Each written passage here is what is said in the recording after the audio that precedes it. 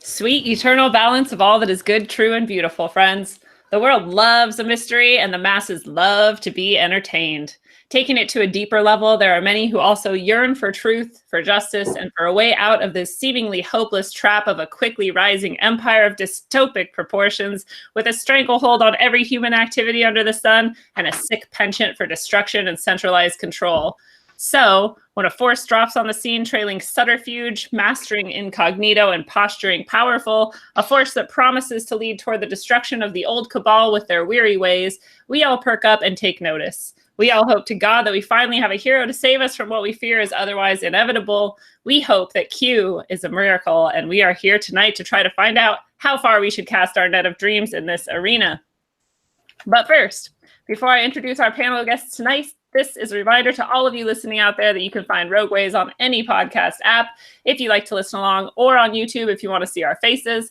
Also, Rogueways is part of the Eyes Open Network. This collective of creators is comprised of myself, of Benjamin Balderson of Odin's Alchemy, Claude Furry of Talking Nonsense, and Steve Poikonen of Slow News Day. These incredible creators will get together at least once a month to perform wacky antics, talk topical, wax philosophical, and create nearly illegal amounts of fun. And we just did our first event yesterday, so this content is available for Patreon members of Rogueways right now if you go to www.patreon.com/rogueways to subscribe and gain access to that hilariously good time. And speaking of Patreon members, I'm going to give a shout out to our newest member, Jason Gay. Jason, thank you so much for being the badass and supporting us. And now for our guests. First up, we've got our first time guest, Robert Bowles. Robert is a conspiracy analyst from the Pacific Northwest who ran to the hills when he realized civil unrest is likely and he wants nothing to do with it. Robert has been watching and researching Q since near to the beginning of the phenomenon and knows his stuff pretty well. Robert, it's awesome to have you here tonight. Thank you. I'm glad to be here. Thanks. Next up, we have another new addition to the team. Kaihoro Work is here. Kaihoro is a Jersey boy who loves space, stargazing, and the mysterious. He has been experiencing ET and UFO phenomenon since he was a wee lad and is a longtime musician. Kaihoro loves the outdoors, including the psychedelic and cannabinoids nature has to offer. Kaihoro, it's fantastic to have you here tonight. Great. Thanks for having me. Yay. And finally, we have one of my dearest friends, my unofficial co-host and the host of an Eyes Open Network creation, Talking Nonsense, Claude. Claude is a deep-thinking, philosophical, and mystery-probing dude and can't stop staring into the abyss. Claude Furry, it's always excellent to have you here. So happy to be here. Yay. Let's dissect Q.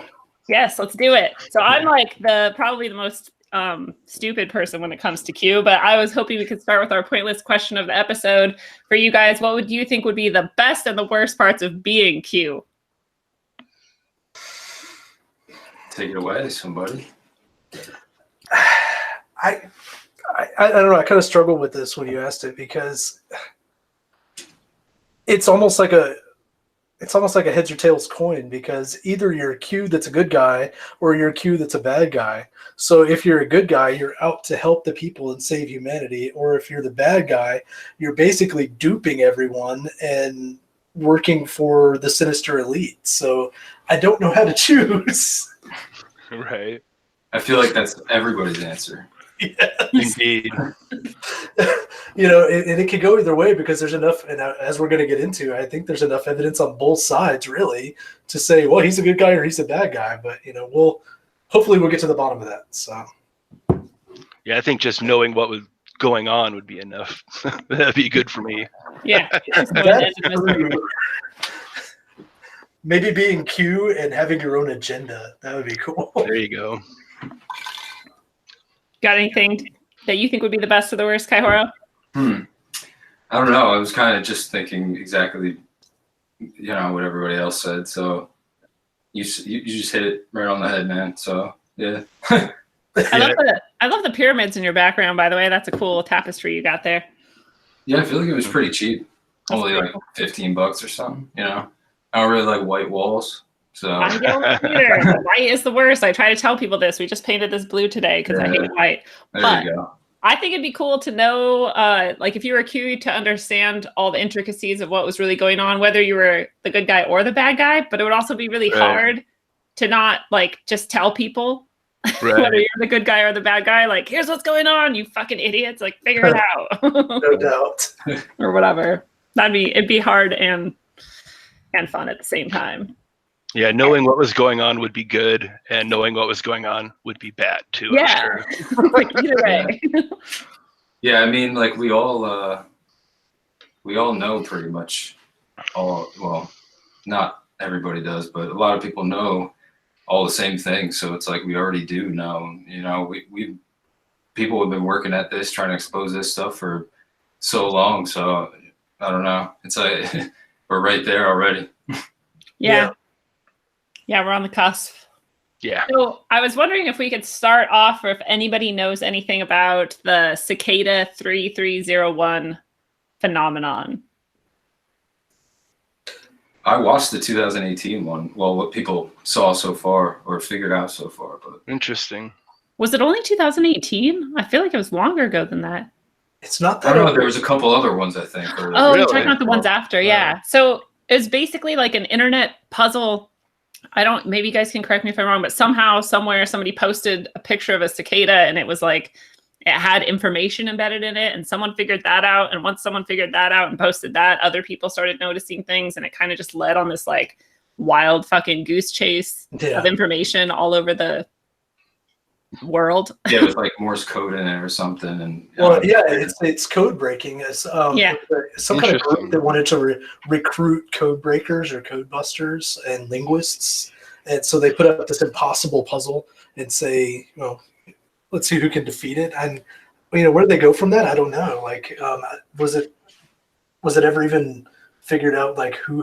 No, we still have no idea who actually even posted it, who got recruited. I mean, I think the best guess is that it was a recruitment strategy by some organization. So this is interesting. So on Wikipedia it says many have speculated that the puzzles are a recruitment tool for the NSA, CIA, MI6, and a Masonic conspiracy. But that kind of hits everything, right? Almost everything ends up being a Masonic conspiracy. That's right. Yeah, exactly. Good old Wikipedia. Yeah, you gotta wonder who edited that. They threw Masonic conspiracy in there, just for fun, just for gags. So I guess part of me, like, I was thinking of it because I was thinking, if Q is like a puzzle all in itself, and so the people who would be making this puzzle, unless it really is like a dude getting information from somewhere and sharing it with us, the people who would be making the puzzle would be like puzzle masters themselves or like code breakers themselves. And so I was wondering if it's possible that the people who were recruited through Cicada were the ones who are now constructing Q. It's just a random thought. It's funny how they describe, if you read QAnon on Wikipedia, it's actually, it makes it seem even like crazier. Like it's just secret plot against an alleged deep state against Donald Trump, whatever. But then it's like he's falsely accusing people of, Hollywood pedophilia and stuff. It's like, wait, so no pedophilia is going on in Hollywood? Yeah. Right. This is just a side thing, but did you guys see the link, or was that you, Kaihara, that posted the link of the Macaulay Culkin talking about the red shoes? Oh god. Yeah, that was that. It sucks talking about it. Like I have the pictures like in the preview. I could preview a bunch of pictures on your computer that you have stored. So it's up right now. I'm just like looking at Podesta's, the stuff the art that he's into, and like there's always the red shoes. And I was always like, what is this red shoe bullshit? And you can find pictures of a bunch of elite people standing together all wearing red shoes. And now I'm like, now my head is fucked up because in that post you had, it's like the red shoes are made out of humans.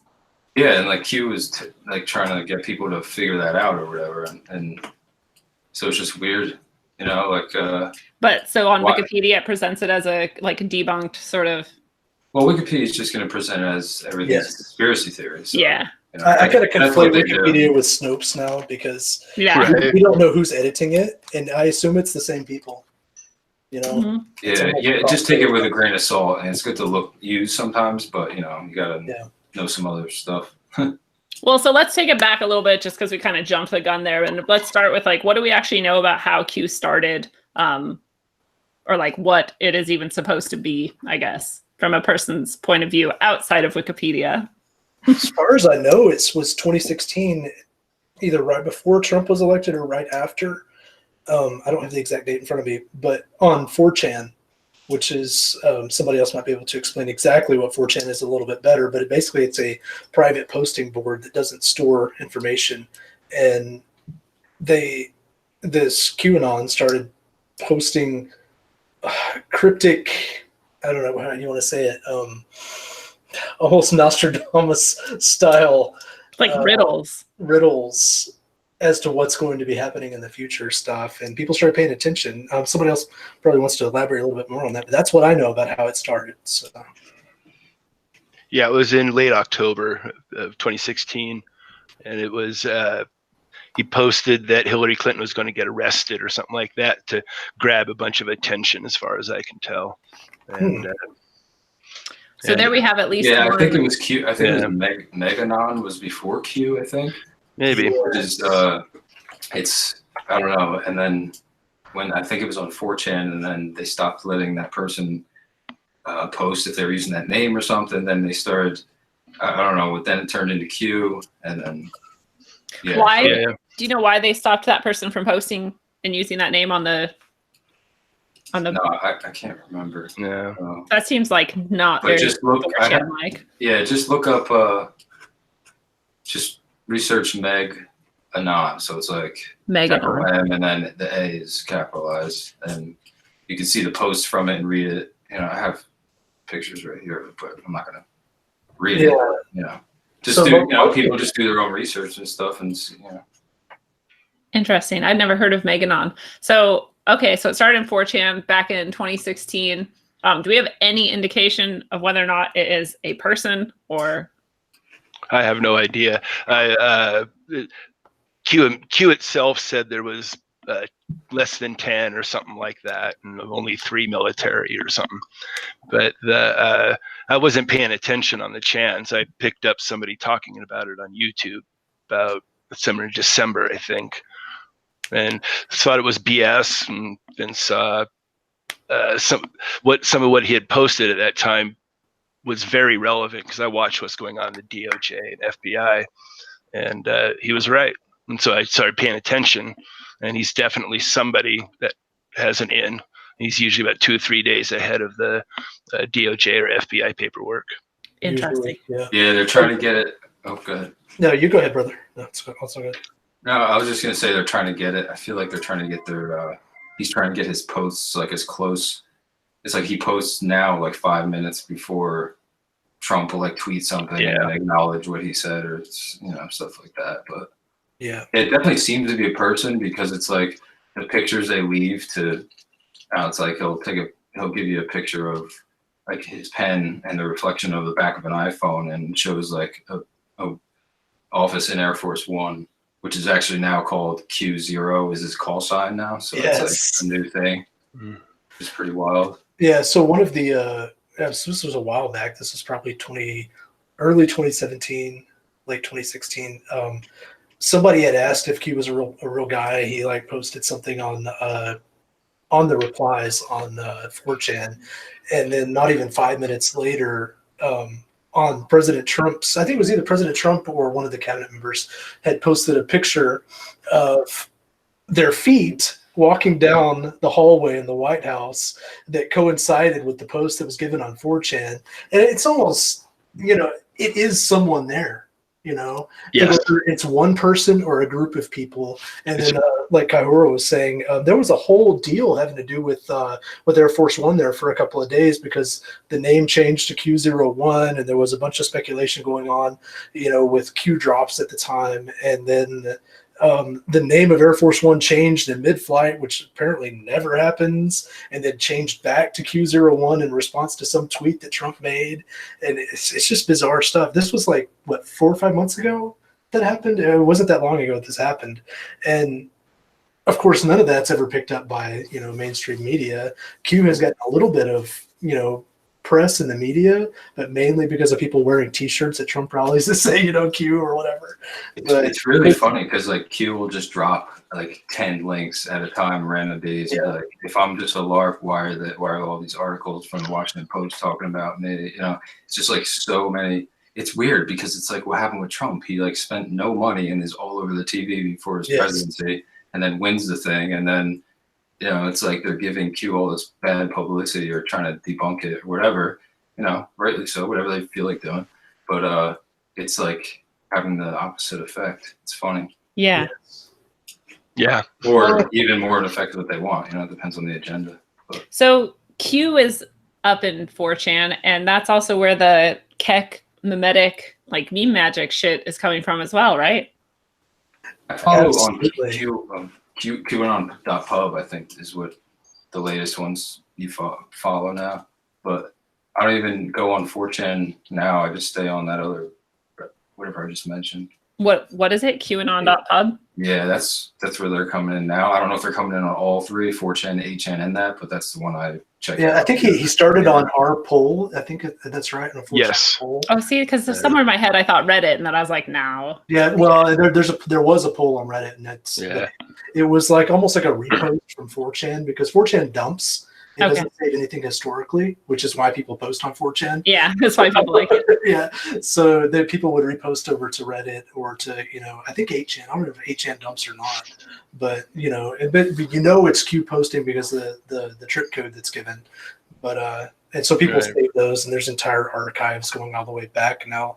But it's interesting that you bring up the meme magic thing, because my brain keeps tripping out at this. There's certain esoteric qualities to the whole QAnon thing that I've kind of found over the past year or so of looking into it. And we know that, memes sort of are magic. They can change. Yes.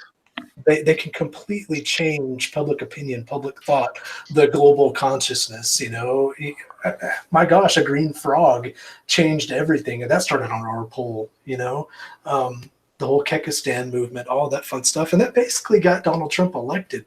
To me, that's the quintessential chaos magic. That's how you do it. So. Yes. I've said before, Donald Trump is one of the greatest chaos magicians of all time, if he pulled that off, because that's freaking incredible. Which is crazy, because if you were going to be a really good chaos magician, you'd think you'd want to look good doing it. Yes. Well, and I have to say, you gotta drink young blood to do that. If you pay attention to Trump, he rocks the hell out of that red power tie during moments where he has to absolutely put himself forward and say, I'm going to freaking do this thing.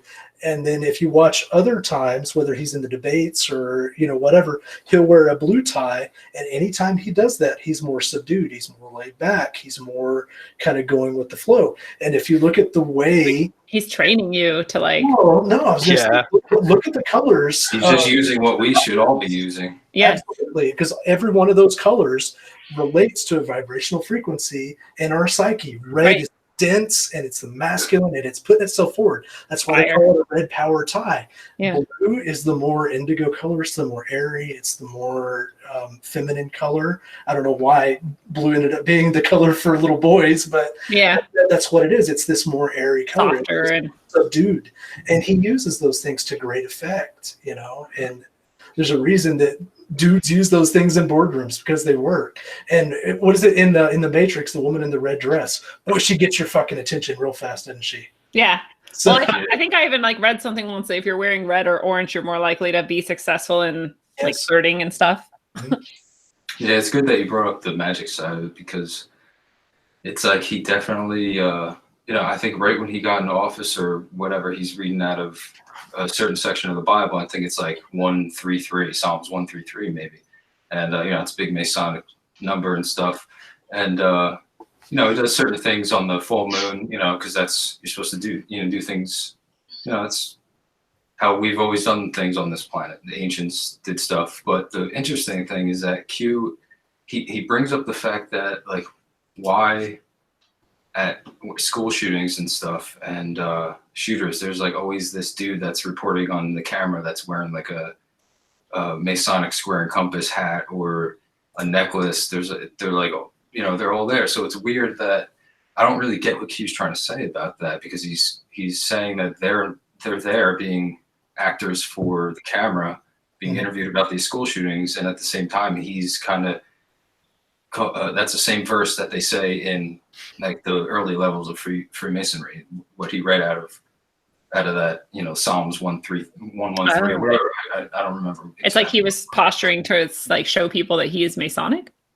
Yeah, but then why is Q saying that these guys are at every scene of the shooter giving interviews? It's it's confusing. Maybe he is calling out Masons in that. Maybe he's like giving them a signal, like, "Hey, I'm on to you, bull, like motherfuckers." Yeah, that could be. Maybe. I think. Well, we know that Trump's family has ties into the esoteric anyway. You know, with the whole Tesla deal with his uncle and all that fun stuff. And so there's a lot to delve into there. I wanted to share with you guys, and I shared this while we're talking about the magic part of this, because we can move on past this. But I'd like to share this with you guys. So I figured this out. I don't know, when was this, Lindsay? Like 6 to 8 months ago. I was doing some research into the Seder Square. I'm not sure if you guys know what the Seder Square is. Oh yeah, yeah. Tell people, because I don't even hardly understand it. And so, well, it's hard to understand, and I don't think anybody really understands what it is. But it's a palindrome that says Seder on the crosses. In fact, you know what? Let me just share my screen because it'll be easier to show you guys what it is. Yeah. So, can you guys see this? Yeah. Yeah. So the Seder Square, and this was found in ancient Roman villages. It's been found all over the place in ancient societies, and it's always carved into stone or into wood, and it's on, like door frames protecting houses, all kinds of stuff. It's been worn as talismans, and it says SATOR going down the left side, SATR going across the right, and then everything's inversed. And so you've got several different words that appear here. Each one corresponds to a Latin word, and the Latin words all mean something differently. I kind of broke it down esoterically here as to what each letter means. But then I was just playing around with it one day, and I realized that QAnon matched it exactly, almost the inverse. And I just thought this was interesting. So you got QAnon going across the right, going down the bottom, the exact same word, arepo, down the middle. Weird. Exactly. Isn't that something? So arepo exactly reversed, and then QAnon back across the bottom, going back exactly reversed. So I did a lot of math stuff trying to figure out exactly what this meant, and I tied it into the planets and all this fun stuff trying to figure out with the numbers esoterically what this might mean. I never really came to a determination, aside from figuring out what the letters mean esoterically and all this fun stuff. But it aligns exactly to the Paternoster Square, which aligns to the Seder Square. Paternoster means our Father, in Latin, and so it all just kind of aligns. And I just wanted to share that because I just thought it was interesting.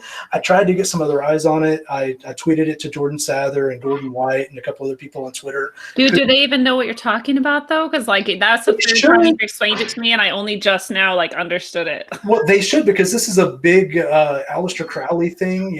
He wore a charm that said the Seder Square charm, things like that. But I feel like just because people are kind of well read about a thing doesn't mean they get all of the details. Maybe it's true, because even I don't understand all of it. I know that palindromes apparently had a lot of power in ancient days, because the whole Pythagoras thing, numbers have power. The universe is numbers. They knew this. What did they say in Game of Thrones? It is known, Jon Snow, or whatever. So yeah, but I would like to get some more eyes on it, because I feel like I can't delve. I don't know. It's something there.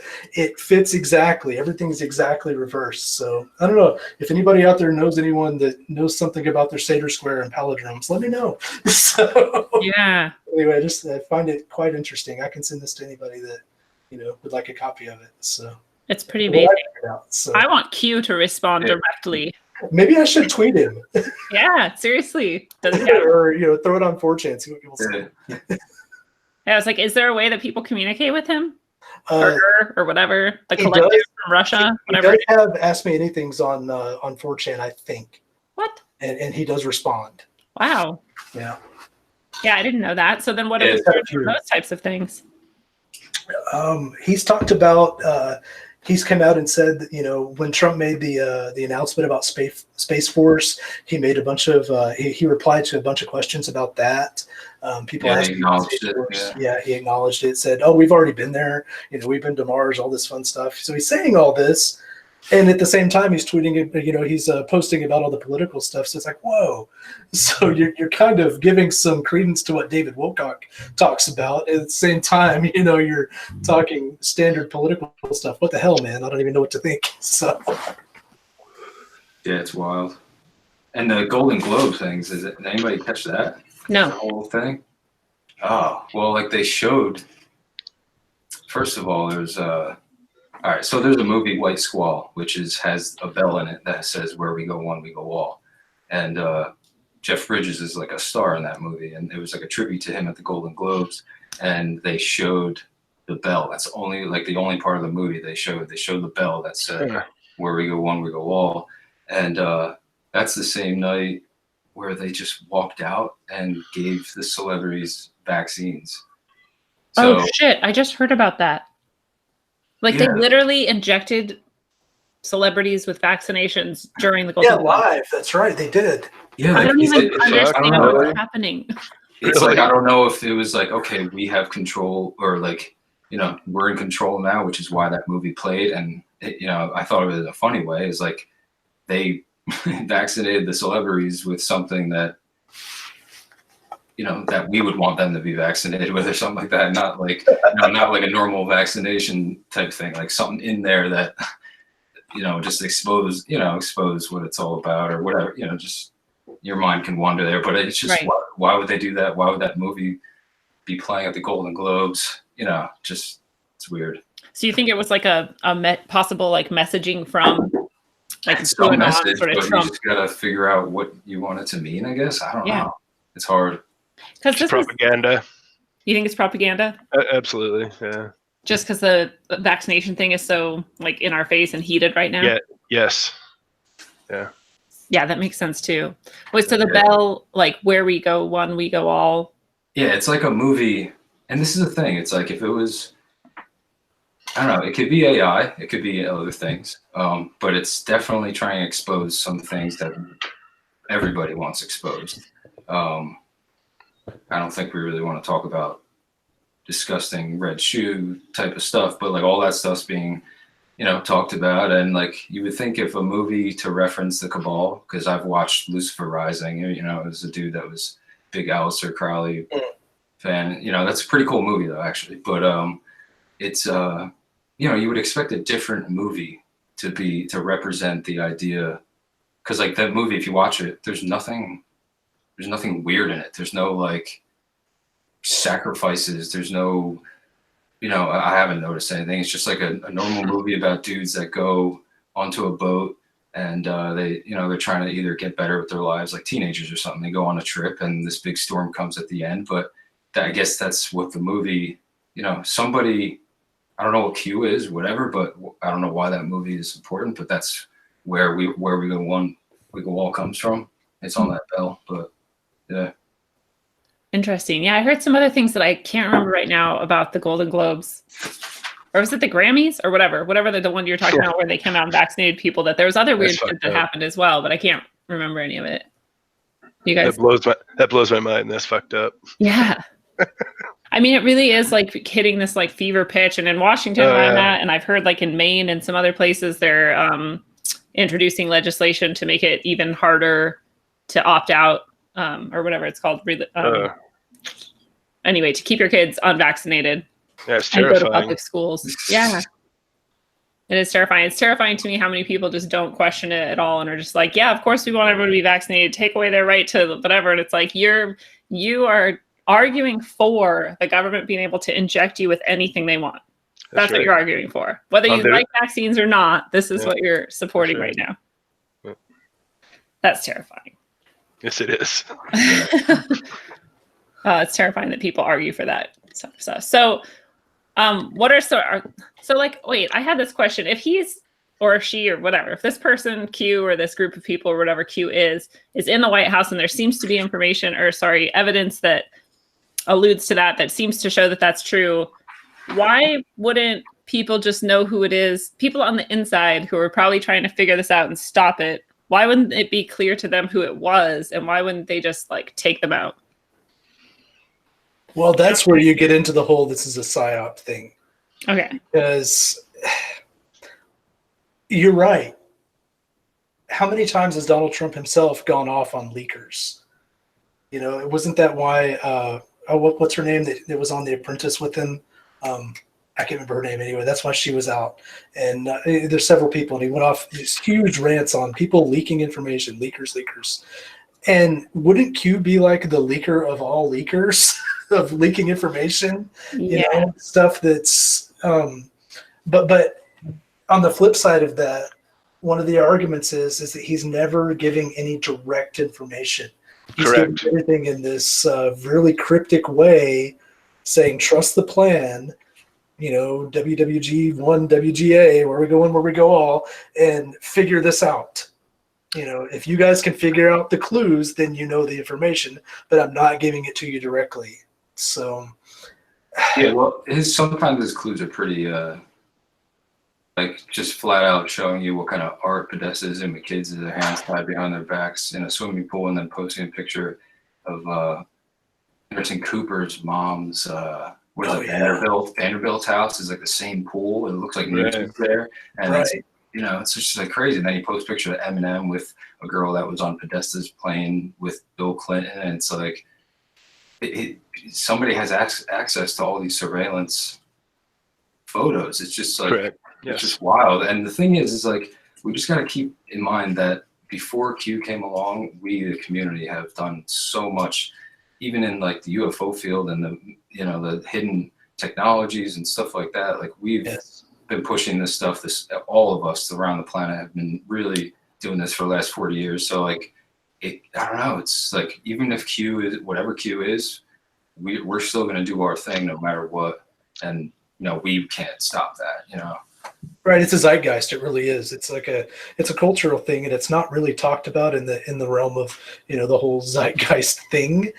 But it is. It's an undercurrent of culture, and more people are probably, I would imagine, on the bandwagon of wanting to think that Q is real and hope that there is someone out there looking out for the betterment of humanity than there is, you know, naysaying him, saying, "Oh, well, he's or he, whoever it is, you know, the bad guy." But we always have to keep that as that skeptical attitude, because that's, well, I don't know, that's my personality anyway. I approach everything from a grain of salt. Even if they're giving me all the information, they're giving it to me with caveats. I don't think that anyone with power really would voluntarily relinquish their power without having some sort of backup plan in order to keep it. That includes Donald Trump. You know, everybody's going to be that way, you know, because absolute power corrupts absolutely. It's almost always historically been one group of people working to overthrow another group of people, and the only way they can do that is with the normal people, the normies behind them. So it's swaying public opinion back and forth one way and the other. It's the Hegelian dialectic again. So it's a nonstop Hegelian dialectic everywhere we look. It's an onion, basically, layer upon layer, you know. And with this one, we have a special sort of insight into sort of the machinations behind the scene with QAnon, I think, because we're given this look at what's really going on behind the door, but we're not given the whys, really. I think, I don't know if that makes sense. We kind of are getting the whys. That's what this is about. The everything that he's been posting, you know, it's cryptic or unclear as to what it is. There's a lot of disinformation, a lot of weird stuff, but the legal stuff that he's putting down there, the deep looks into the Department of Justice months before any of it's even out there. And I mean, this is very real. It is a psyop for sure. You know, this is definitely an operation to change public opinion. Now, whether you agree with the opinion he's trying to change it to or not, it doesn't matter. This is very real, and it's a terrifying example of how powerful this media is. It's you know, we are literally changing the course of public thought, you know, through social media and whatnot. Angela and I participated in some of these meme drops where sometimes 50, 60,000 of us would start Twitter, on Twitter, and start pushing memes. That And changed. To see like how far they would go or how people would start responding to them. No, we got people looking at what we wanted them to look at. If you look at some of the Q posts there, he said, he puts out memes, tells you what to do, and then we start dropping them, and we do like a Mad Wednesday night. 30,000 of us start dropping memes, and you start getting into that sigil magic stuff, and you start thinking about, wow, wait a minute, that was powerful. Right. That was all around the time when he bombed Syria and whatnot. So this is a really good point that you make about that it's a psyop, whether you think it's good or not. And I like that you pointed that out, because I think we use psyop to kind of discredit something or to cast aspersions on it. And it's like, if you really wanted to get like technical about it, it's like most things are a psyop. Correct. Like right now we're trying to psychologically affect the people who are watching in some way. So like you could say that. I just like that you pointed that out. But then what types of memes is the Q phenomenon pushing for other people to get pushed out? Like, do you want to give some examples? Or a lot of criminality stuff was the criminality of the Clinton Foundation and the Clintons was one of the ops that we were on. There were several others. I couldn't participate in all of them. Yeah, there's one that's like, "Hi, I'm Beverly Eckert. My husband was killed during the 9/11 attacks. I rejected the $1.8 million from government and blah, blah, blah." And I was killed like a week later after meeting with President Obama or something like that. Dude, I saw that several times. I didn't even know it was a Q drop. That's interesting. Now look at the date of that drop. Oh, actually, it wasn't even Q though. It's actually anonymous, and Q just responded to it. Right. So if you when that operation happened, shortly thereafter, they opened up that grand jury from the Architect and Engineers Union. Oh, interesting. Red Castle. Yes. Yes. Yeah, he called that one too before they chose them as the contractors. But I mean, how hard could that be to guess? Okay, so I think that we probably need to explain that real quick, because that's one of with the whole wall thing and the Red Castle, that's one of the biggest freaking most obvious ones that Q called correctly, because it basically happened. Yeah. Wait, explain it to me like I'm an idiot, because I am. What happened? Go ahead, you guys. You'll probably know more about it than I do. So Red Castle, the U.S. Army Corps of Engineers, their patch, their sigil is a red castle. And he kept saying in his drops, Red Castle, over and over again. And he was talking about, we'll fund the wall, all this, and he would say Red Castle, Red Castle, Red Castle. Well, then so the wall thing got voted down how many times? Who knows? I can't remember now. And then he kept pushing for the wall, kept pushing for it, said, I'll get it funded, over and over again, endless speeches. We all know this. And then the government shuts down. And he passed, he passed the new, $8 billion military budget, just this huge, crazy spending bill for the military budget in the last quarter, 2018. And then the government shuts down first quarter 2019.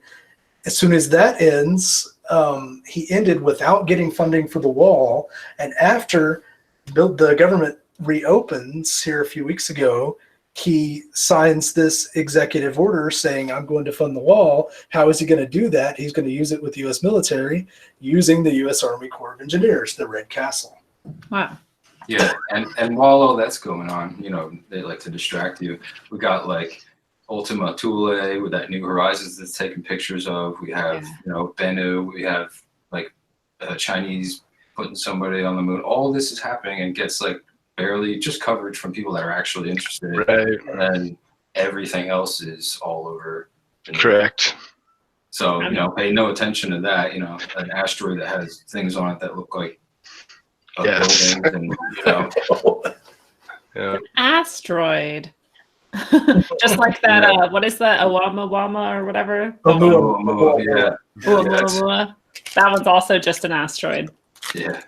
Totally. And somebody, I actually just ordered, I didn't even know Arthur C. Clarke wrote a book. I just ordered it, so I'm going to read it. But it's a book of what is it called? The Ramens or whatever or something. It's like it's basically about a object that comes in the solar system, and it looks like it's like a cigar shaped object that comes from outside our solar system, and we don't know what it is. And we go, this is like in the 70s. Oh yeah, this was on the Higher Side Chats one time, and I forget who it was talking about it, but they were talking about how that book basically is this very similar situation to Oumuamua.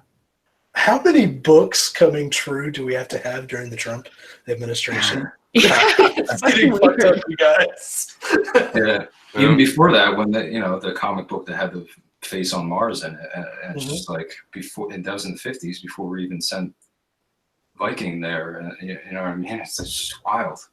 And artists in general, and other people can definitely tap into some stuff sometimes, and some are insiders. I mean, what is it? J.R. Tolkien. He said he was in the Vatican, Vatican libraries, just saying he's telling us truth, history, not. Now you're speaking my language, buddy. Yeah. Dude, I wouldn't give to go into the Vatican like holds and all their shit that they've got hidden down there.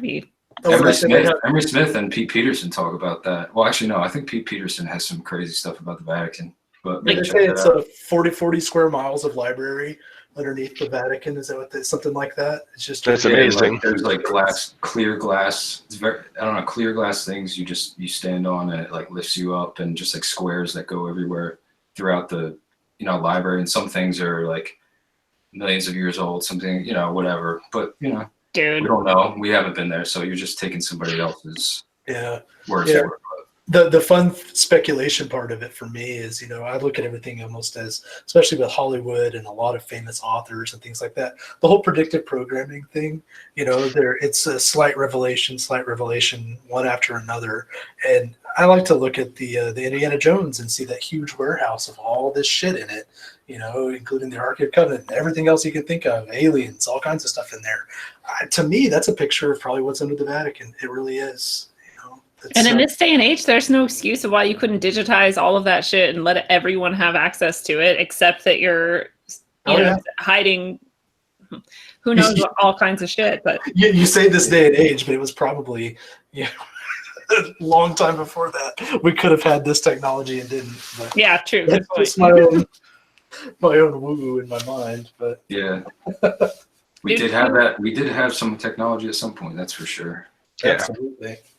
Yeah, well, I had someone was just telling me this, well, we couldn't have built the pyramids. It had to be aliens, and I'm like, oh, I used to be there with you, but then I realized that they are writing about devices that you can speak into and that can levitate stone. So they told us that they did that. It's why we just don't believe them that there was some sort of technology that we couldn't understand right now. Yeah, they just had an app. And it wasn't even just in Egypt. There's thousands of them across the planet, and there's a bigger story than just people in Egypt building a couple of pyramids. It's all over the world. Yeah. Well, and on other planets. Didn't the coral? Yeah, and other planets too. Didn't the Coral Castle guy also say that he built with levitation with sound? Oh yeah, I think he did. That's nothing like 500-ton blocks, but yeah, he did it with. Wasn't his door multi-tons? I don't know. I don't remember. Too big for him to move. That's for sure. It was too big for people to move, and for definitely he definitely did. Well, you could even go on YouTube and watch people levitate sand with sound. So it's not true. It's out there, but people don't know. Oh, if this is out there, they can't extrapolate. Okay, then what's really out there that we don't have access to? Because if somebody's not smart enough on this planet to start researching this stuff behind the scenes, then we're a bunch of dummies on this planet. We don't research this stuff. Somebody has to be doing it. Yeah. Whether they tell us about it or not. So I wonder if the Vatican knows who Q is. I wonder if Q is going to bring down the Vatican. Well, he kind of said some stuff about that, actually. That's what's funny about it. He does? Yeah, there's just one. I'm trying to find it, but.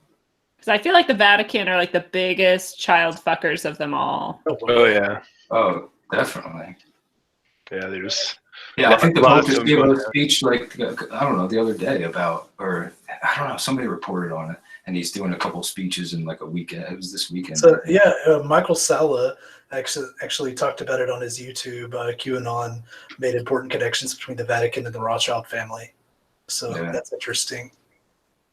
Yeah, if you trust Michael Salla. Yeah, you can call him doctor with quotes. So what do you guys think is motivating Q to be doing the type of stuff that is happening? I think it's to take power away from one group and give it to another group. Yeah. You know, and I'm going along with it because I know that the group QAnon is targeting is a bunch of fucking criminals that I haven't been able to stomach for many years. Exactly. Yeah. We can at least hope that the group that it's being handed to is less disgustingly horrendous.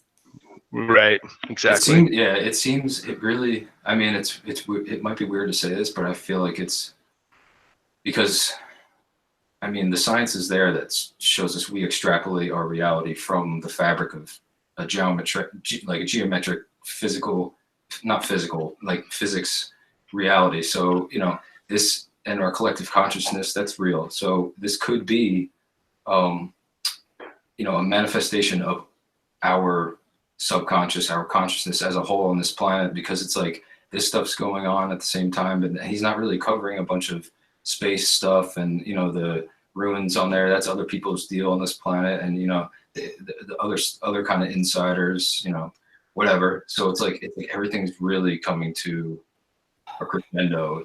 I mean, we've all probably been feeling it for years now, but you're right. That's my favorite theory I've ever heard. Thank you. What's up? What'd you say? I was just saying that's my favorite theory that I've ever heard. Oh, were you asking Claude? What you said? No, somebody said, I don't even know. I didn't hear anybody. No, I just heard what you were saying. It seems like it's going so much faster now than it used to as well. It really does. Yeah, I think that has an effect on us experiencing a massive amount in shorter periods of time. I mean, good or bad, whatever. Like, we have the ability now to research anything positive that we want, as long as, you know, we didn't have computers 40 years ago. So it's like we're taking in so much information now, and it's like time is speeding up. Like 3 years ago feels like a year ago. Yeah, we as humans have never dealt with anything like this. This kind of power, this kind of the ability to control the direction of human thought is an amazing superpower. Yeah, and that's what's at stake right now. Yeah, it's definitely a spiritual war also. Alvin Toffler wrote a really good book about it, about the age of information. And that was the idea in it, was that like you're part of this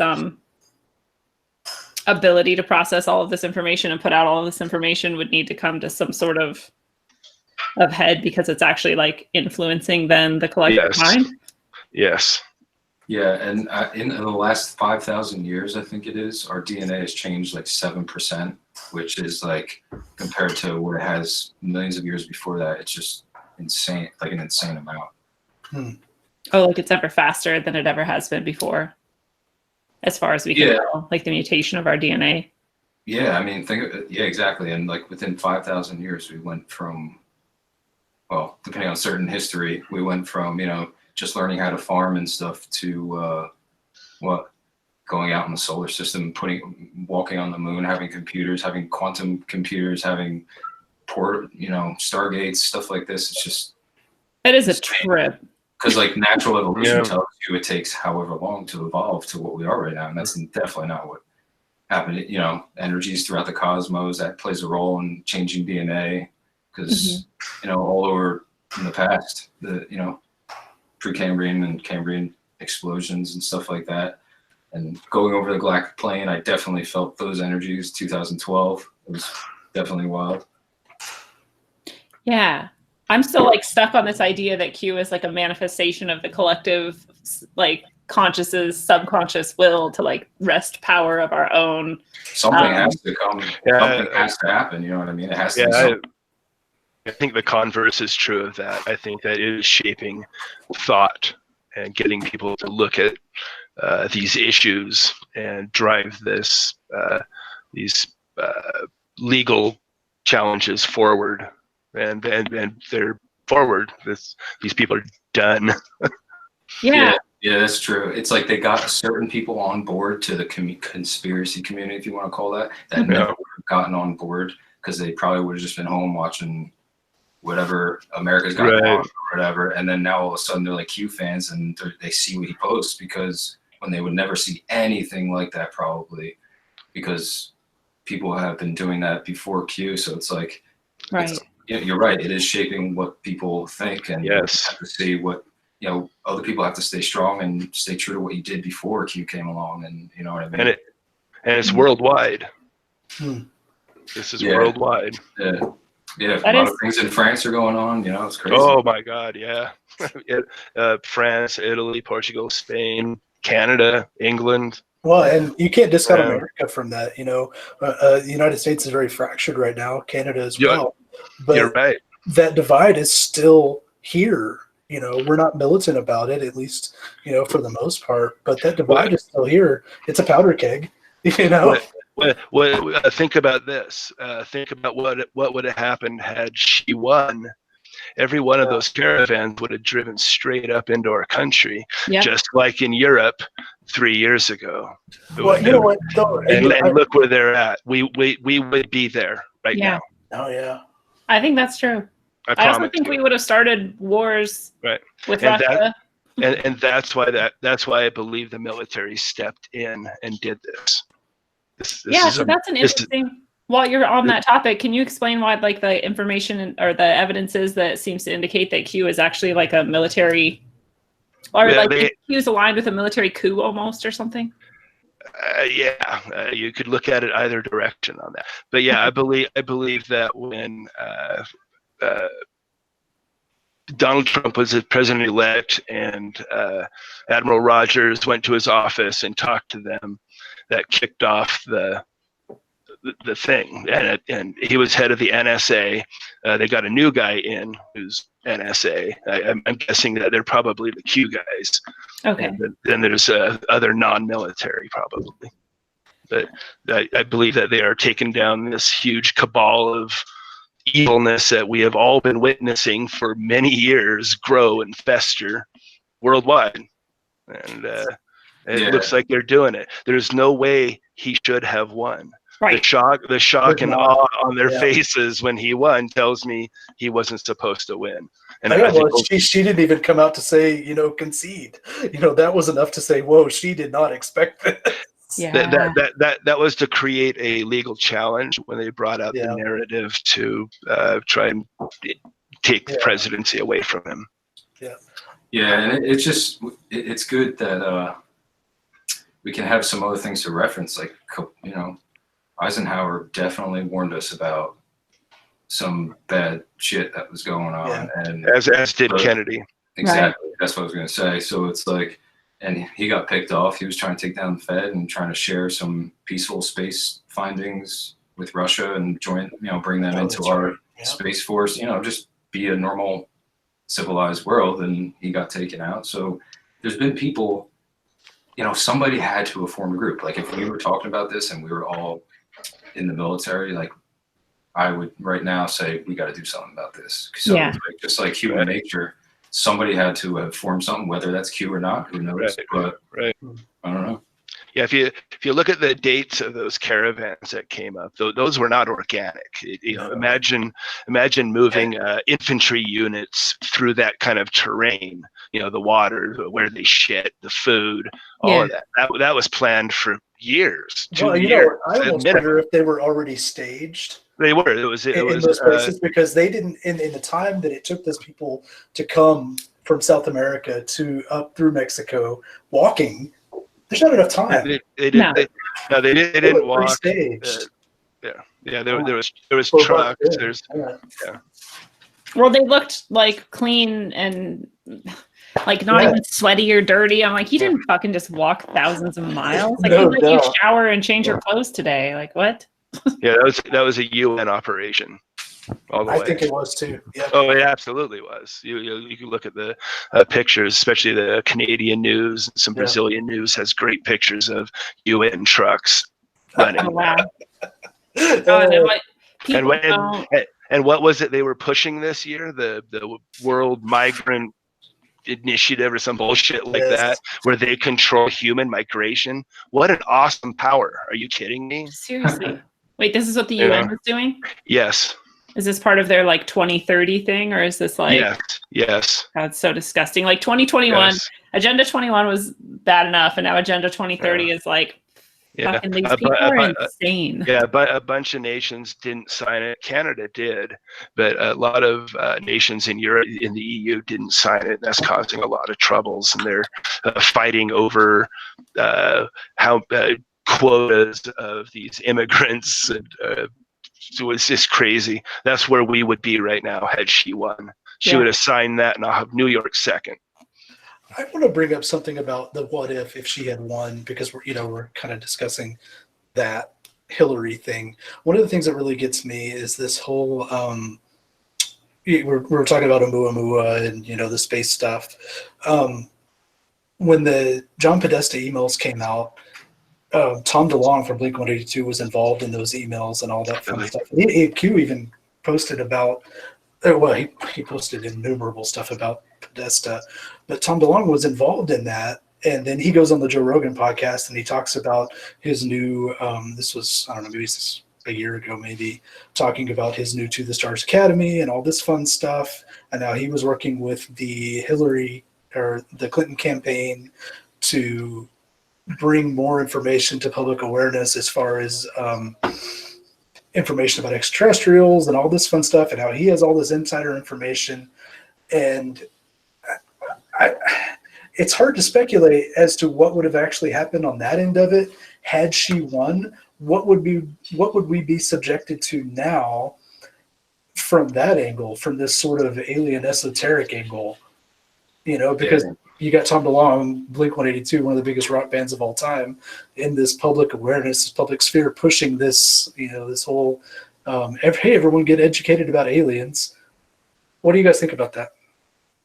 I'm glad you brought that up. It's funny, because I've been meaning to post about it, but I was on Instagram, and I follow a bunch of music stuff, and there's a company called Ernie Ball. So that second name. Guitar strings. Yeah. Or picks or whatever, and guitars they make.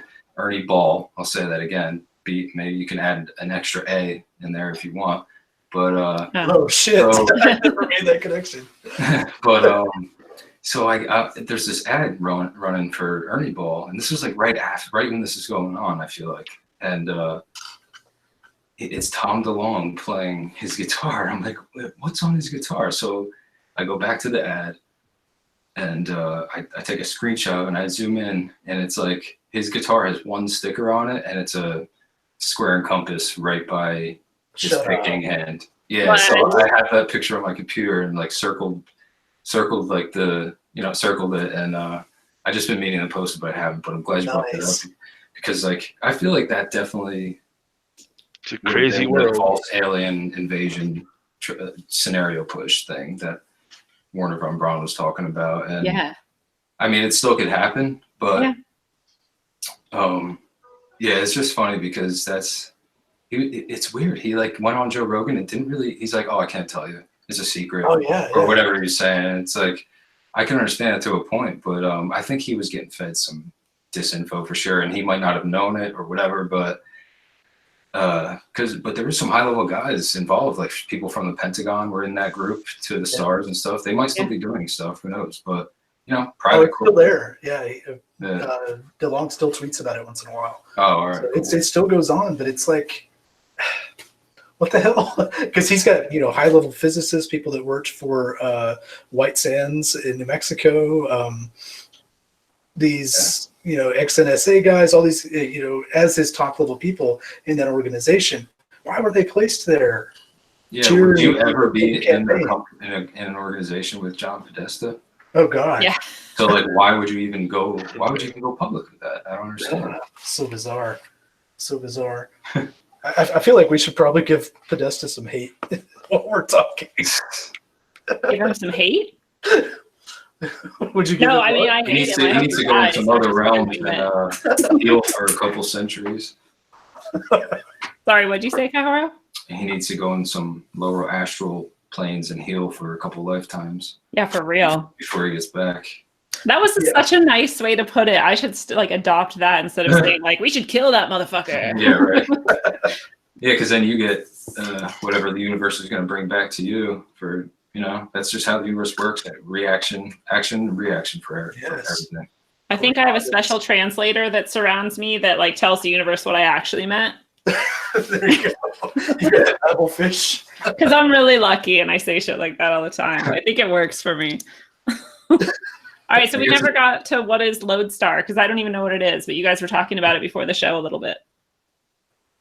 Oh, that's interesting. So Lodestar, and I was trying to find who the guy actually was. He was a reporter that discovered it, but he was going back through some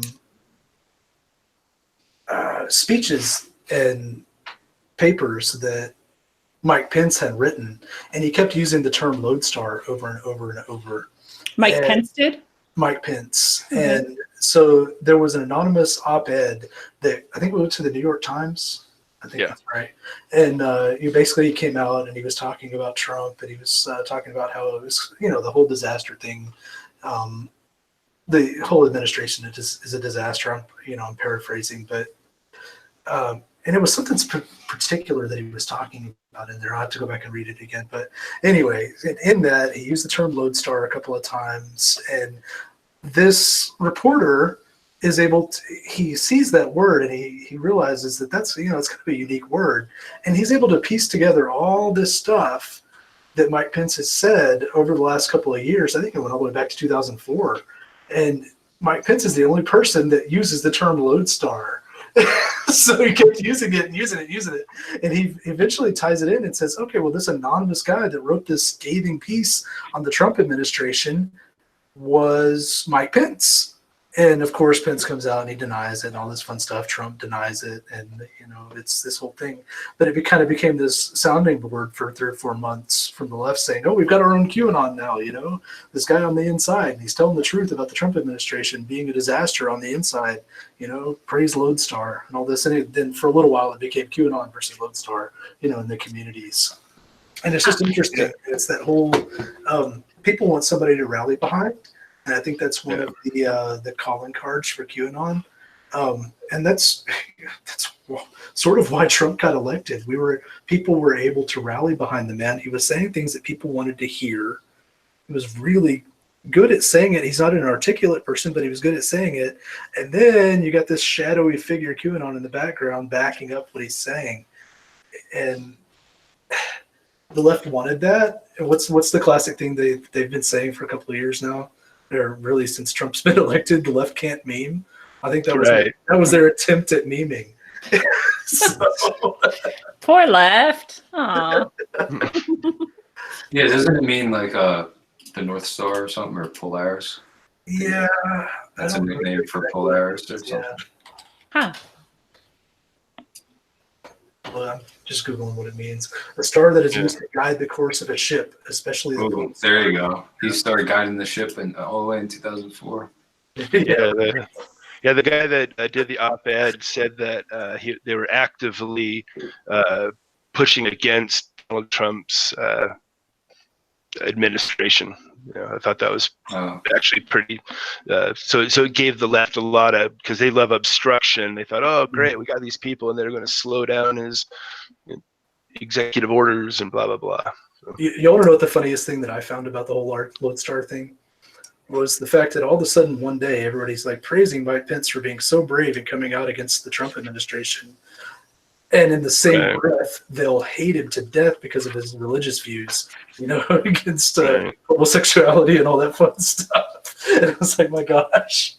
So it's kind of funny if you think about it. But, I just am sick of people caring. Like, if he doesn't like homosexuality, who cares? Is he trying to make it illegal? Like, then maybe we can have a discussion about what his thoughts are on it. But if he just doesn't like it, he's allowed.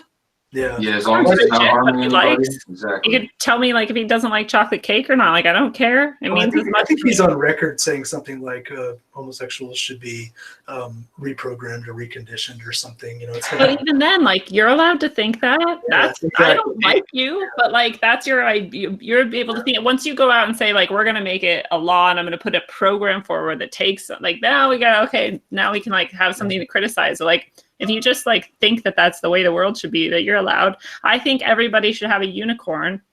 Yeah. It doesn't change anything. Well, Donald Trump just did something internationally about cutting off aid to countries that punish homosexuals. Yes. Yeah, that's a very real thing because he's a homophobe, I guess. Yeah. Well, that's a real issue because like people have a hard time getting information from somebody depending on their belief system. That's right. Like if somebody's a Christian or a Catholic, they will not read a book that they wrote. It could be the hardest science in the world.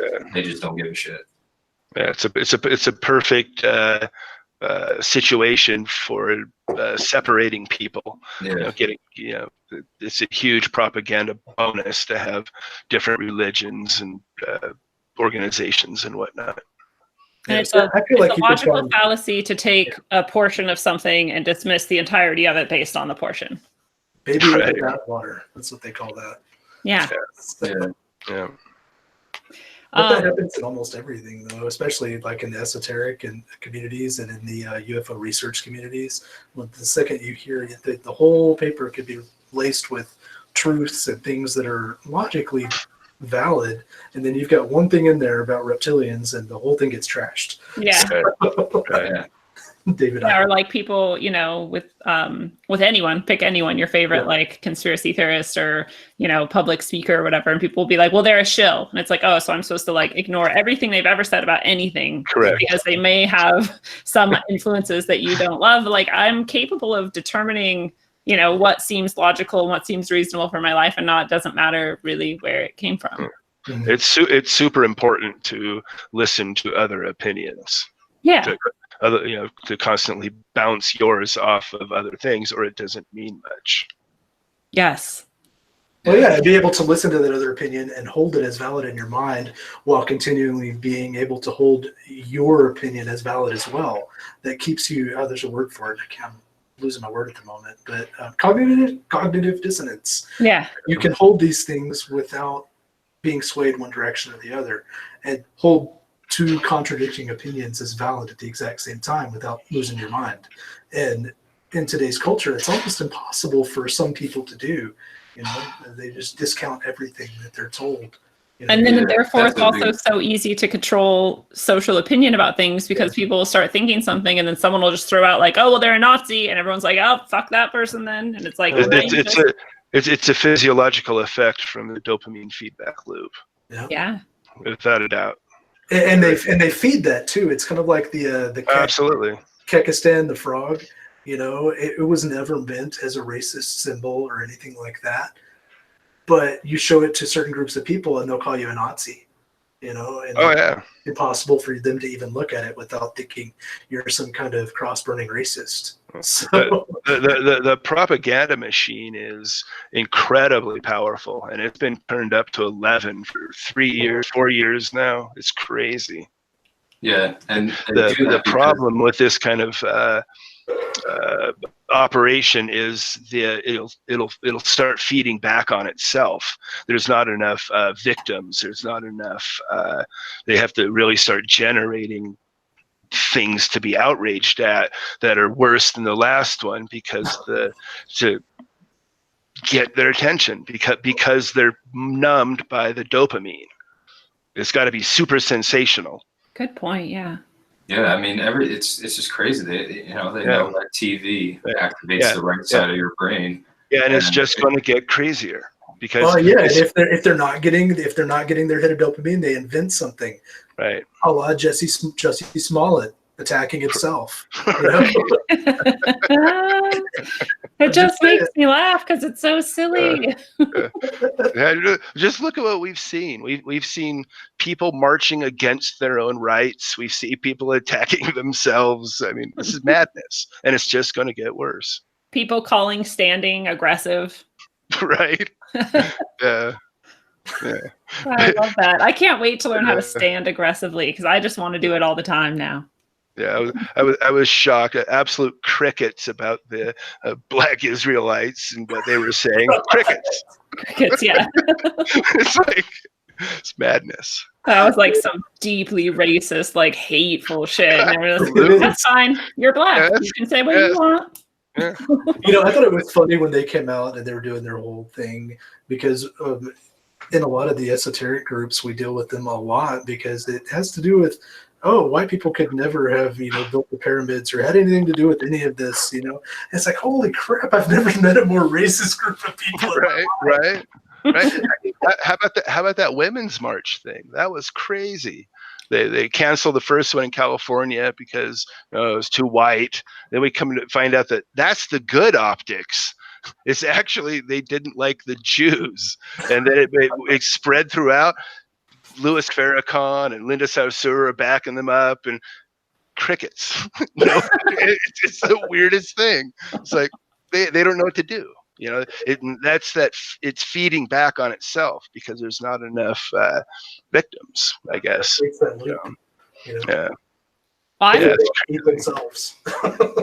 I'm glad to see that like information is still tending to get out in general, even though the whole fake news, as a reaction to actual news being spread outside of the kind of mainstream agenda. I don't know. I'm just glad to see that like that's not working as well. I was very glad to see that people had turned off their TVs for a large part and like have stopped listening to the mainstream agenda as much, and then they're seeking alternative sources. And then when that happened, I was kind of like, a lot of people are buying into this fake news bullshit. But I think it's kind of a lot of people are always going to buy into any kind of propaganda, but I think it's kind of dying out. Well, it's a good thing that people are. It means they don't believe the shit they're looking at. So that's the first step.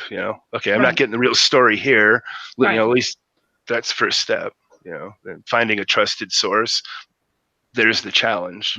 Right. Yeah, some people take that to the extreme. It's like literally some people nowadays, if they haven't been following a certain amount of stuff and like they only followed some stuff for the last like year or two, they literally they don't know what to trust. They don't know. They're not grounded in any kind of spirituality or whatever has been going on. It's like they don't know. Like, okay, let's take this for example, simulated reality. Okay, fine. I'm still gonna live my life to the fullest. I can still go outside and have trees be affected by my energy, that electric energy that my body puts off. So how shitty can it be anyway? Right. Like it doesn't change anything about my life. Yeah. You got to just do what you love. And anyway, so it's like, you got to be able to know these things and stay grounded. Like, cause some people are going to hear all this stuff about Q and stuff. And it's like, you can't just focus on that. You still have to, pick up chocolate, some other stuff. Yeah. Kind of on that note though, Kaihoro, so the other day Trump came out and he said something to the effect of it'll take a major event to bring the nation back together again. And that makes me think about this, this whole Jussie Smollett stuff and all this fake news outrage and things like that. And it makes me wonder if people are paying less attention to the, mainstream news sources and all that. Is that why the news seems to be getting more and more outrageous? Because that's the only way they can get eyes on it. Is Trump kind of telling us that by saying, well, it's going to take a major event, to get people to pay attention? So yes. That's an idea. That is it. That's right. The media has to keep going down this road. They have to. They can't back out on this, or a lot of these guys are probably going to go to jail. So they're already all in, and there's nothing. Yeah, exactly. There's nothing they can do. Yeah, and it's like important to let people, if they want to give up their own and give up themselves and spread some truth, if we can determine that truth from being truth or fiction, then we got to let them. We can't just go to their houses and kill them.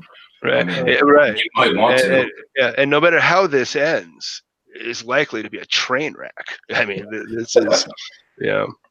Yeah, there's no stopping it right now. I mean, yeah, I mean, that's just, it's like what, say, like our DNA repairs itself from something like that. There was this lady that won a Nobel Prize from proving that, like, corn, it was in the 50s, proving that corn can repair itself to be able to reproduce again after you take out the gene for it to be able to reproduce. And it changed that gene within a couple generations. And it's like, that was detrimental to that plant. But it brought it back into a certain way and alchemized it into a different way that it's stronger now, or more adaptable. But that's a good thing about us. We're tough creatures, I guess. Right. Oh yeah. What's that called when you have like multiple backup systems to, just in case, like dead man's trigger? Sure. Redundancy. Redundancy. We have redundancy built into this system. I'm sure of it. Like, I like dead man's trigger. Sure, that one. No, I thought you meant like somebody. Oh, you're saying like if I die, then you die, sort of thing. Yeah, like if I die, all this information about you is getting out to everyone, no matter what. Like some kind of. Oh no, I was thinking more like if our DNA is fucked up, just that exact same thing like you were just describing. Like if our DNA gets fucked up, like there's a way that it's going to get healed itself. Like the universe has to have like self-correcting mechanisms in place. Yeah, and that's a good topic, because like if you think about your body and the universe is an organism as well, there has to be something that manifests as a band-aid to something that's happening on this planet, whether it's us that are the band-aid or the earth itself that's a band-aid, or multiple things. There's got to be, because when something's going on in your body, right away it sends information there and tries to take care of a sickness or a cut, or whatever, so the universe is going to react in the same way. So yeah, Harvard has done studies on that. They did was it Harvard Med or psychology, I can't remember which one. They did a study on finding out what the human psyche could do to affect the human body, and they had a control group, or they did it right, and I'll try to find links if anybody wants it, but they had a group of people meditate on doing curls to find out if the right arm would get stronger, and sure enough the bicep got freaking bigger. So our consciousness is powerful enough, and we've got a term for it, it's placebo effect, but that's all subconscious, and that ability is innate within us, just like it is with corn. I think that's part of life, and everything that's alive has that ability. It's not just unique to lizards to regrow a tail. Yeah, it's a part of us, and whether we learn how to tap into that and use it or not, that's up to us. Right. I think there's a reason why, like, they say pay attention, and I think it's like the synchronistic thing in my life lately, where I feel like attention is actually the most important thing you have to give to another person, to yourself, and I think like that's part of that. If you're paying attention to your imagining your arm curling, you're actually like completing that task in some way. I don't know. And your intention, we've have all this information that your intention manifests, and that you're, especially in groups, like, and if the whole group is intending the same thing and visualizing it, then it's even more likely to occur. Yeah, that's they get straight into QAnon mimetic stuff. Yeah, exactly. Well, that's what you guys were saying earlier, right? Is that like all of these people are their attention's being drawn to this in a way that never has happened before. And so the power in that, I mean, I hope it's not a train wreck. I hope. I guess it does have to be, maybe. I don't know. Yeah, it kind of does. It's throwing the dice, when you're throwing these, I don't know, a lot of people aren't used to seeing the information that they see. You could have a grandma out there scrolling through her Facebook feed, and she sees one of these memes, and she doesn't really know how to process it. What is that going to do? Yeah. So not everybody's going to process being able to see that sigil the same way, and it's not going to affect them the same way. So really, you do have chaos from it, and it is a dice roll as to what the end is going to look like. But it's got to be better than where we are. I think that's probably the hope anyway. Yeah, that's the thing. I would rather have a train wreck than the train just like fly off into the abyss and never come back. Yeah. Yeah, I mean, the unfortunate thing is that shit happens in the universe. I mean, we're not going to 100% make it through this. We might, something might happen, but that's the way, unfortunately, things are. Planets collide, shit happens, and stars explode. But it might destroy one planet, but it's got all the information in it and chemicals that help build another solar system, or Amen. a whole bunch of flat planet solar systems. Yeah. Yeah, the thing that I keep looking at is wondering what will be next. What will replace the what will the landscape look like after the DNC, for instance, is brought down? Or, how are we going to get the middle of America to trust the FBI, DOJ, have any rule of law? Yeah, they got to be open about a lot of things. So open about all the classified technologies and projects and all that stuff.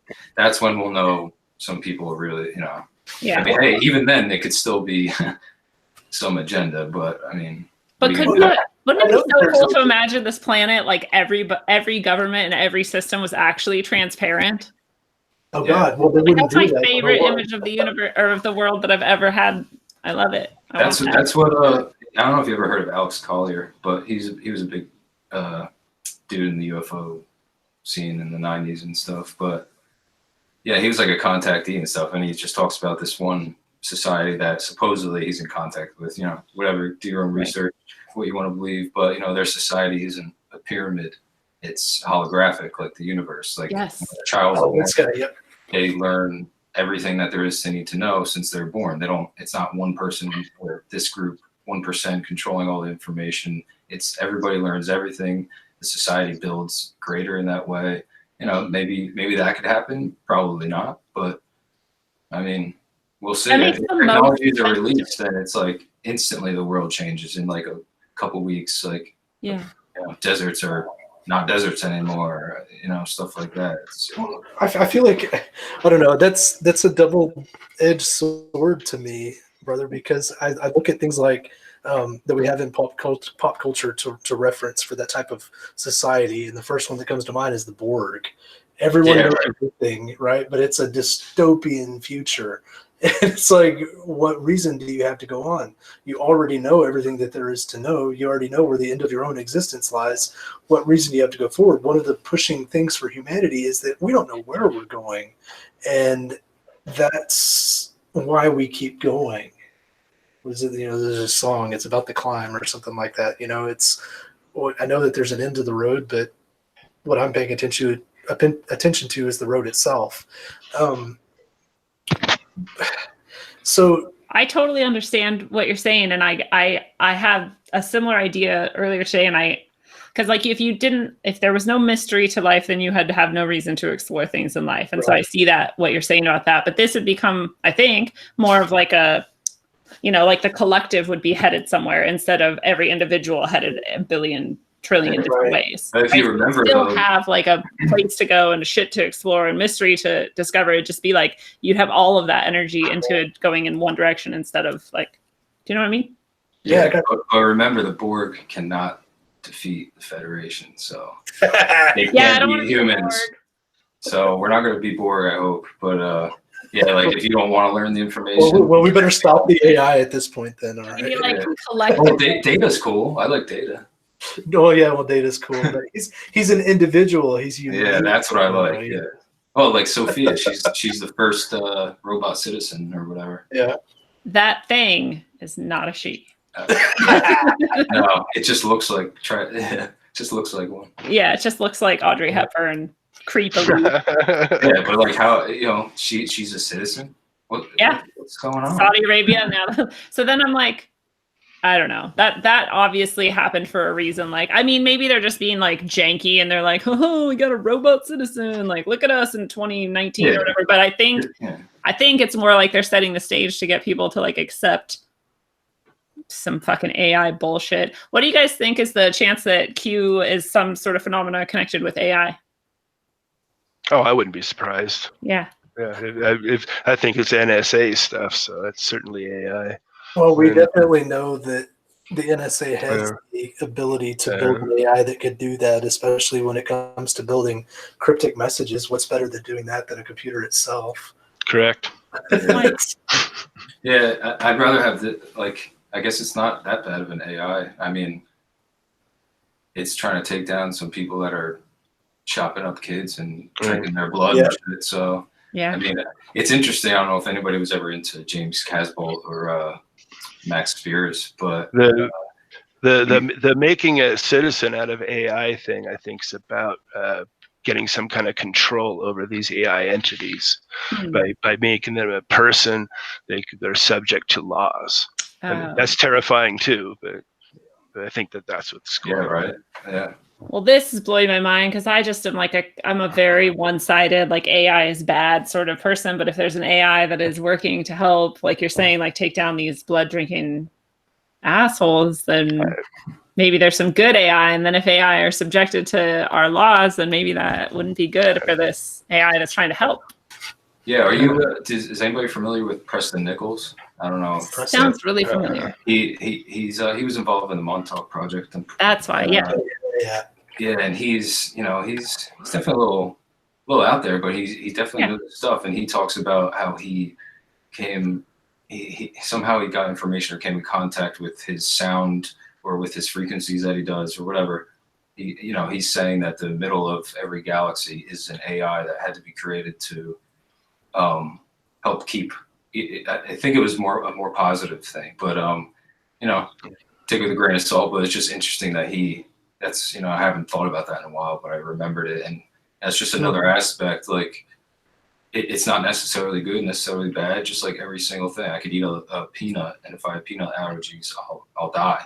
Yeah. So we just got to be not stupid, or try not to be stupid. Try not to be stupid. Yeah. I like that. That's good advice. Also, what are your guys' hopes in general when it comes to Q? I mean, we probably already touched on it a bit, but like, what's the best case scenario? I see a bunch of criminals go to prison. That's what I want to see. Yeah. And deal with whatever's left. Yeah. Yeah. Deal with what's left, because you got other criminals to deal with at that point, right? Doing different crimes. But what I kind of look at it from an Illuminati standpoint, because we've been doing all this research on the Illuminati recently, Lindsay. Mm-hmm. We know what their ultimate agenda and goal is this one world government, this one world religion, all this fun stuff, and this ultimate control over the nth degree of humanity. And if QAnon is there to try and throw a wrench into that machine, we were talking about earlier, that causing chaos. Well, a machine falling apart, if you look at what's happening in the world with the riots in France, all this fun stuff, it seems like it's going that way. But I look for the misdirection in that. I'm trying to see what's going on in the background, because I don't want to trust things like QAnon implicitly and say, okay, well, yeah, I trust you, trust the plan. I feel like if I were to trust the plan, you wouldn't be telling me to do that all the time. Trust me. When someone tells me, oh, you can trust me, the first thing I do is mistrust you. Right. Why are you telling me this?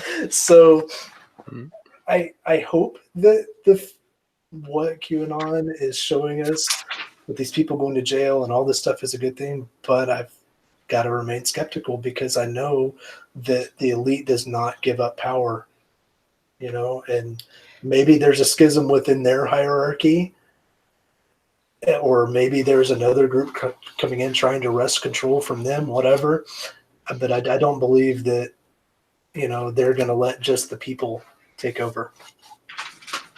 I don't know why, but I'm thinking of like V for Vendetta right now, and like how the people in that society had so little insight into the truth and of what was going on, and then this guy comes and he's like unmasking the atrocities and like showing people, but they didn't trust him at first either, especially because he's like killing people and whatever. Yeah. But like, I feel like there's this I feel like it's always good to be skeptical and untrusting, but I hope that it's more like a V for Vendetta situation where it's like a good guy come to help.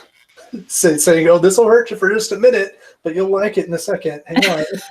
Yeah, I think that's going to be one of the main things for people to forgive, because I think a lot of people involved with this group, I guess we should call it, instead of, I don't know, it's so easy to just call it, like, think of it as one dude. Right. But it's definitely a group of people. So it's like, oh, wow. lost my train of thought. Well, they're probably, I think where you're going towards is like they're probably killing or doing something that we find immoral at some level too.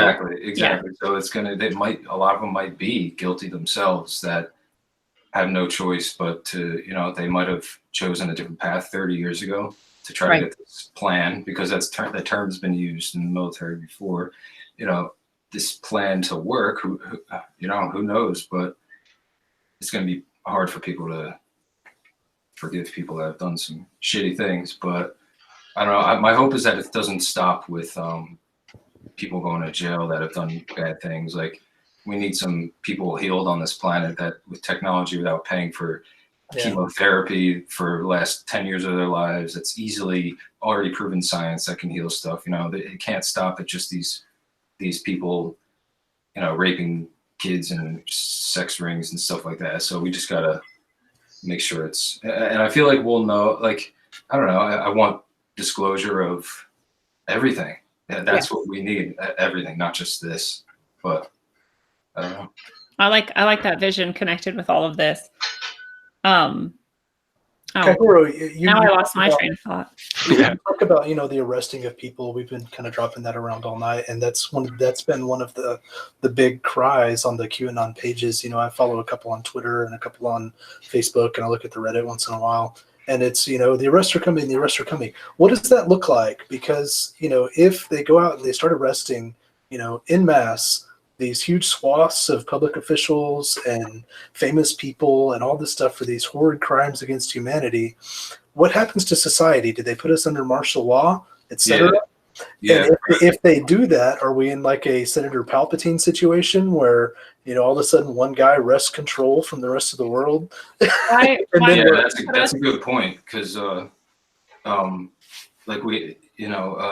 has been arrests. It's on the government fucking website, and no mainstream reports on it. And all those sealed indictments, that's okay. They're sealed indictments, but they have said, people on the inside that have been saying stuff before Q that they don't even have the manpower to do it all once like that, and they want to do it. They're trying to do it over a year or two, and they're also, some of the people are trying to keep it secret and not let it get out, and some people in the group want it to get out and say it is going to get out no matter what, like, we're not hiding all this stuff. So, but they also say it's going to be martial law, or it could be for like a couple weeks.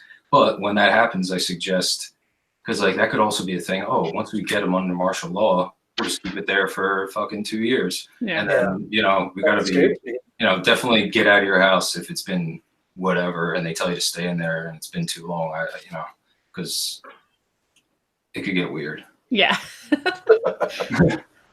Yeah. It's like the best quote of the show. It could get weird. Yeah, it will get weird. I'm looking forward to the weirdness. Yeah. Yeah. All right. So then I guess what are your fears then? Maybe that was some of it right there. Like, what are your fears when it comes to how things could go? Civil unrest. I worry about that.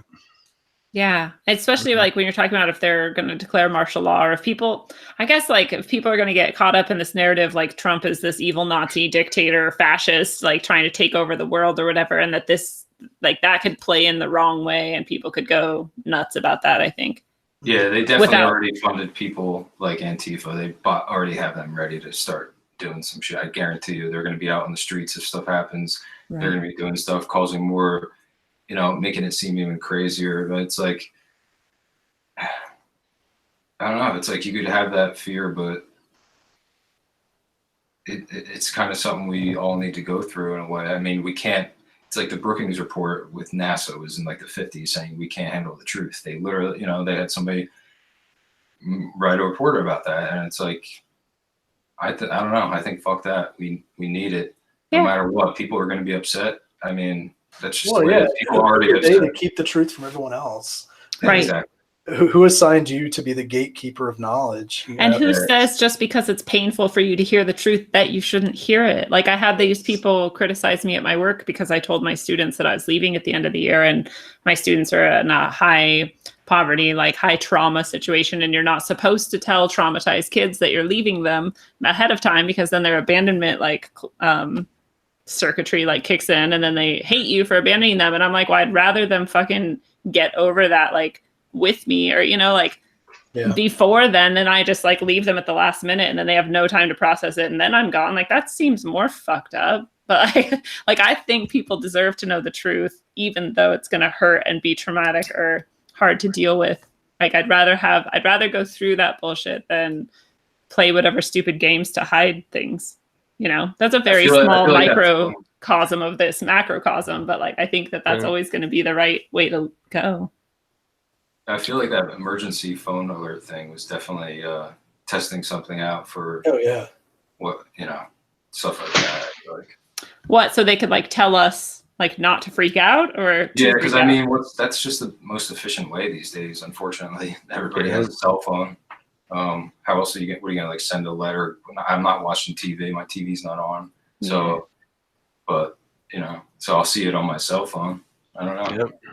I tend not to get those things. I've got vivid memories of like in the 80s and early 90s growing up, and you hear that come over the TV. You know? Yeah. It's no matter what channel you're on, you get that. Well, you don't really, even in storm warnings and stuff, it's all via text message now because everybody's connected. Everybody's got this thing in their pocket. So actually disseminating information on a global scale is pretty easy now. Yeah, I feel like that happened right when the Sun Observatory got shut down or something. Yeah. And it was like right around that time. It was, and I don't know if you guys saw the picture of the X-Files DVD in the dumpster in the window or in the garbage can. Somebody took a picture through the window because you couldn't go in the building, you know, because it was closed down. And there's like somebody left an X-Files DVD in the garbage can, and you know, there's some information about that. But then one time I was watching the X-Files, and they literally there was an episode where they shut down I feel like it was a solar observatory, and they shut it down because of somebody who was doing like child pornography or something, and like that's the exact excuse that they gave, if you remember. Like nobody knew what the FBI was saying. So, but I can't find the episode now. So if anybody is bored and they want to start watching through the X-File, you know, but I definitely, unless is this like a different timeline now? I definitely saw that. You've been Mandela affected. Yeah. That's weird though. All right. So what advice would you give to people and your kind of final thoughts when people are going to either learn more about Q or just to kind of think about how to couch Q in their minds? Someone take it away. Well, I think that QAnon is, because of its status in mainstream media, it's still considered kind of this subculture type thing. It's never really broken through into the, you know, mainstream soccer moms and mall dwellers, but more people have access to the information than what they realize, because a lot of the memes and a lot of the stories that they get are spawned off of drops that QAnon has made, whether they realize it or not. And even if it didn't come directly from Q, he probably talked about it at one point before. So what you're seeing something about it if you're looking at politics in the news. So it's would behoove you to at least Google it and find out about it. I wouldn't stray onto 4chan though. Just take my word for that. But, I mean, if you want to get like anthropological and learn a little bit more about your subcultures, maybe. Maybe. Just be careful which one you. Right. Yeah, there's like 3,000 to catch up on. Yeah. But there are like historical logs of all the drops that Q has made. But the problem with that is that a lot of them are subjective to the point in time that those drops were made. So if you want to go back and look at like, you're trying to build a timeline of what's happened during the Trump administration and with geopolitical affairs, you can look at that through the Q lens, put your Q glasses on and say, okay, well, you said this day, 3 days later, this happened. And maybe that has some validity, that has some worth, but I would say look at the most recent drops and pay attention to the news cycles. Oh, absolutely. Yeah, I'd say don't get overwhelmed, you know, because there's so much there and you can get lost in the weeds very quickly. So I tend to not focus too much on what Q's doing, but I use it as kind of a corroboration to what I'm seeing happen within the Attorney General's office or whatever. Yeah. and it's pretty amazing. There's somebody there. Yeah. Did you guys see the Clinton hearings? When the Monahan and Doyle guys came out? Mm-hmm. No? No, I didn't see it. You need to look that up and watch that, and that'll give you a really good idea of what's happening. They were the ones that dropped the photographs of the boxes of files coming out of Little Rock for the Clinton Foundation. Yes, it's very interesting. Yeah, it's the Clinton. It's called the Clinton Foundation hearings, the second panel. It's very. Oh, that's the one you dropped in Eyes Open. I remember that. Yeah. Yeah, I'll check that out. But yeah, everything you guys are saying is definitely spot on. It's just like, don't get overwhelmed. And the main thing to always remember is that things like this have been happening. So it's like, you could pay attention to Q, but I wouldn't do it too much, because you kind of got to either make a decision. Right.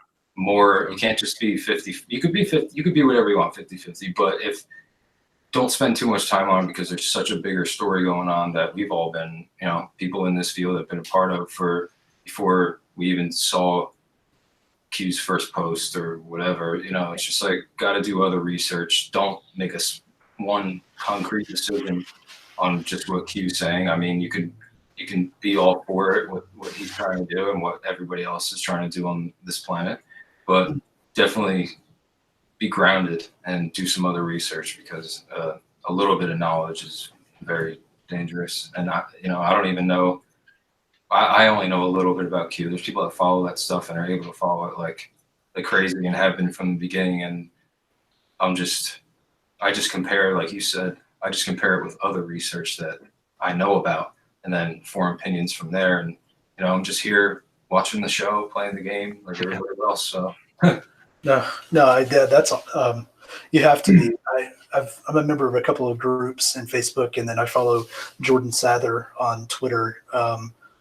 And the problem with getting involved in those kind of groups that follow QAnon just specifically is that they become militant about it, and it's almost as if QAnon has been deified by this, huge group of people, and that alone is a problem in itself, because you're not being objective when you're looking at the information that you're being given, and it becomes a what do you call it? A sounding box. You're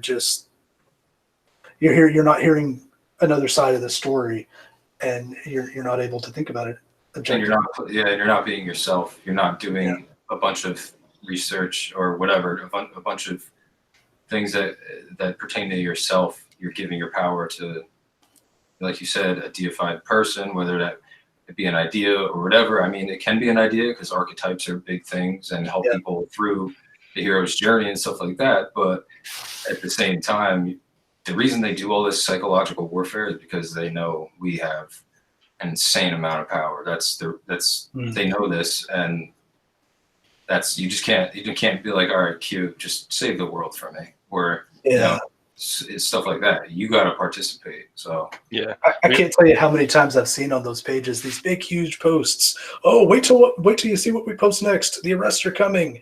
It's happening. It's happening. It's happening. Those posts have been coming for 2 years now, and everybody's scratching their heads, or at least I am, going, "Where's the arrests?" Longer than that. Back in 2009, there was people telling David Wilcock that that things were going on like this. So it's like, not everybody, I don't know. Things don't happen the way they seem. When they go to arrest somebody, they'll unseal an indictment. My phone will go ding. Yeah. And I'll look. Noise. It's about 5 o'clock in the morning, my time. And so maybe it makes more sense to use the whole QAnon thing as a almost a news source rather than a hope for the future type thing.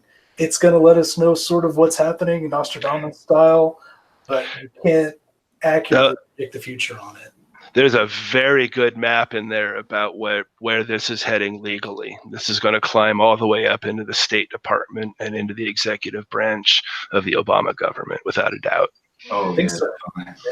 Big time. Definitely, he posted pictures of Obama, like, touching this girl, not touching her, but his hands on her, and then he tells you to research who this girl is, and her mom is, like, with Alefantis and stuff like that, so all this crazy shit. Wow. Yeah. She maybe missing, and obviously why, why. But he speaks so well. Right. You know what that's called? Racism. Well, there's a word for that. No, it's called neuro-linguistic programming. Oh, yeah. The entire world fell for it. So Yeah. It's so weird. It's so weird. Yeah, Yeah. that guy is having sex with kids too. It is interesting if there are actually arrests being made and all these seal indictments, and it does seem like there's more attention and focus on child trafficking going on. So there has to be like something to it. And there are all these hints that seem to indicate very strongly that this person is in direct contact with the highest levels. So, and it can't be bad to arrest and fuck with pedophiles.